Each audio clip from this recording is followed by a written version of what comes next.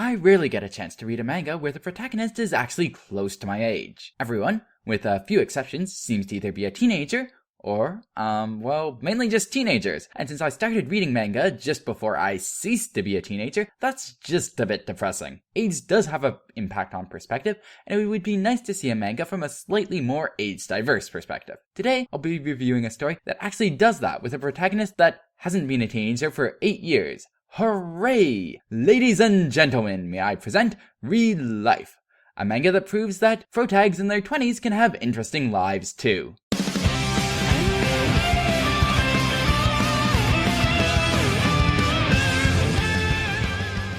High school seems to be a magical place in the mind of the Japanese. It can teach sorcerers or superheroes, raise masterminds, flood with zombies, or let the dead come to peace with their death. And in the case of this story, it acts as rehab for the unemployed or NEETs.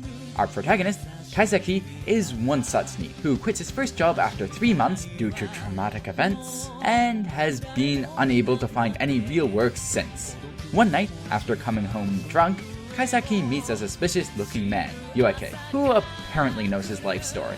Yuki offers Kaiseki a deal: take a drug that makes you young again, and attend high school for a year, and he'll pay Kaiseki's expenses and hook him up with a job after.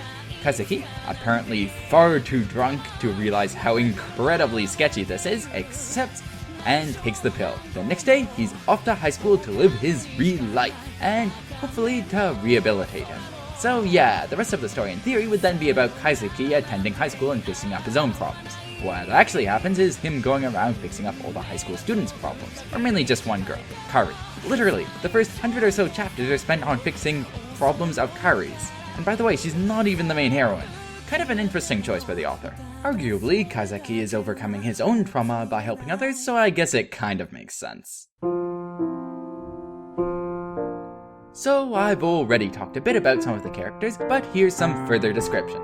Kaiseki is good-natured, has a high social intelligence, and tends to be very interested in other people, hence his tendency to get involved with helping people out with their problems. He seems to suck at schoolwork though, somehow, despite previously going to grad school, and his makeup tests are a reoccurring joke in this series. Following him in the supporting cast, we have high school students, and people who look like high school students. Yuki, the always smiling man, Noya, the always smiling girl, Kari, the well-developed tsundere with a lot of screen time, Yoshiro, the introvert and real heroine of the story, Oka, the nice guy, and Tamari, the athletic ditz. There's a lot of growth for all these characters throughout the series, and more than a few spoilers in their backstory, which is why I didn't go into more detail about a couple of the very important characters. I found not just one or two of the characters, but pretty much the entire main cast to be likable and relatable, and the cast of ReLIFE is certainly one of its strengths.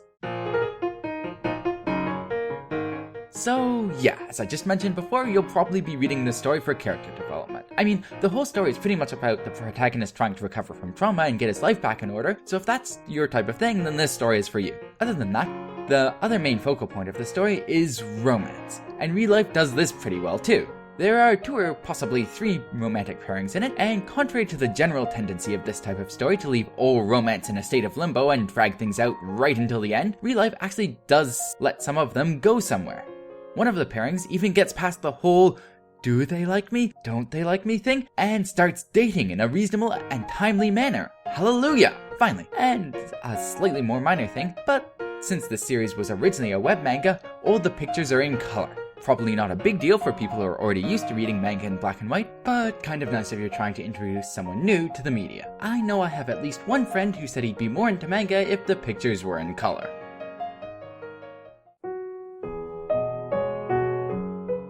The main issue I have with this story requires a little more background than what I've given so far. So, the project Kaiseki's involved with is part of a larger experiment operated by the company called ReLIFE, with multiple NEETs being given pills to look younger and sent back to high school for a year. At the end of the experiment, they wipe all the memories of the subject from people the subject interacted with during that year. And that's where my problem starts. Selective memory wipe on the scale that would be required, I assume would be insanely difficult to pull off unless it's somehow part of the pill, in which case it would be a complete deus ex machina pill. I mean, a pill that can change the appearance of someone with no major side effect and induce memory loss with other people later seems like something out of a fantasy story, and other than the pill, this story is very much not a fantasy. Secondly, there are some huge ethical implications of this type of thing. What right does ReLIFE have to go around erasing people's memories? It kind of seems like most of ReLIFE's operations are above board, aside from the whole making contracts with drunk people thing. But in no way could I ever see a government being cool with a random corporation wiping its citizens' memories. Finally,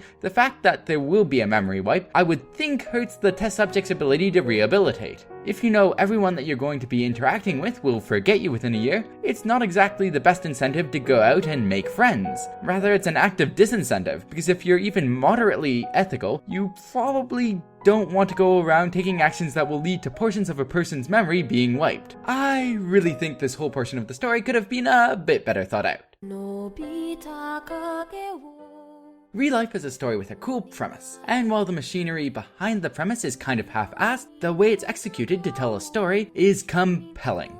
As I've read through it, I've definitely felt parts of it really relate to my own life, with several of the characters being close to my own age and having some of the same problems. In terms of recommendations, I would suggest reading it at least for the first volume, and that should probably give you an idea as to whether you'll like it or not. If you're looking for something similar to read, I would recommend Iris Zero, whose author's hiatus is finally at an end, and has a similar story with a protagonist who fixes high schoolers' problems with a bit of romance and supernatural thrown in. Anyways, that concludes my review. Thanks for listening. Cheers!